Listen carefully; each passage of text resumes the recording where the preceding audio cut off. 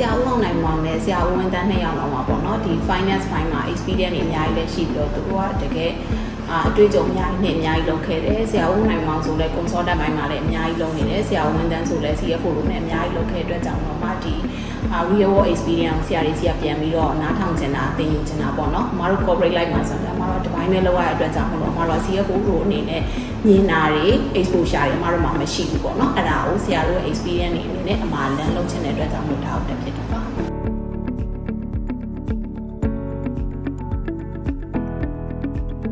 ရဖို့တန်းမှာဆိုရင်အမတို့ကဆရာတို့စီကနေပြီးတော့ macro economic အကြောင်းတွေသင်ယူရတယ် currency management အကြောင်းတွေရော hedging လုပ်တဲ့အကြောင်းတွေအမတို့သင်ယူနေရတယ်ပေါ့နော်အဲ့လိုသင်ယူနေရတဲ့အချိန်မှာအမအနေနဲ့အခု situation တွေပေါ်မူတည်ပြီးတော့ CFO တယောက်အနေနဲ့ new investment လုပ်မယ်ဆိုရင်ဘာတွေထည့်ပြီးတော့စဉ်းစားဖို့လိုမလဲ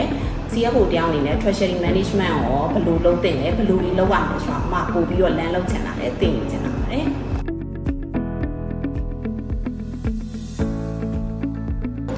အမကလေ banking industry မှာလုံးဝ experience မရှိဘဲနဲ့ COVID ကာလမှာဆရာဦးအောင်နိုင်မှာပေါ့နဲ့ဆရာဦးဝင်းတန်းတင်တဲ့ 2-day workshop မှာလာပြီးတက်ရောက်ခဲ့တယ်ပေါ့နော်ဆရာတို့ဆရာလည်း exposure တွေအများကြီးရခဲ့ပြီးတော့အမလည်းကောင်းကောင်းလမ်းလုပ်ခဲ့တယ်အဲ့အတွက်ကြောင့်မို့လို့မြန်မာနိုင်ငံရဲ့ banking တစ်ခုမှာအမလိုချင်တဲ့လူကိုအမရပြီးအောင်ရင်လောက်ကိုင်နိုင်ခဲ့ပါတယ်အခုလည်းအမ CFO တယောက်ရဲ့တကယ် real world မှာကြုံတဲ့ experience တွေ exposure တွေသိချင်လို့ဒီတင်တန်းကိုလာတက်တာပေါ့နော်အဲ့အတွက်ကြောင့်မို့လို့ဒီတင်တန်းပြီးသွားလို့ရှိရင်လည်းအမလိုချင်တဲ့ဟာတွေရခဲ့လားဘယ်ဟာတွေရောအတွေ့အကြုံရှိခဲ့လဲဘယ်လို exposure တွေရခဲ့လဲဆိုတာကိုတင်တန်းပြင်ပြန်ပြောပြပါမယ်နော်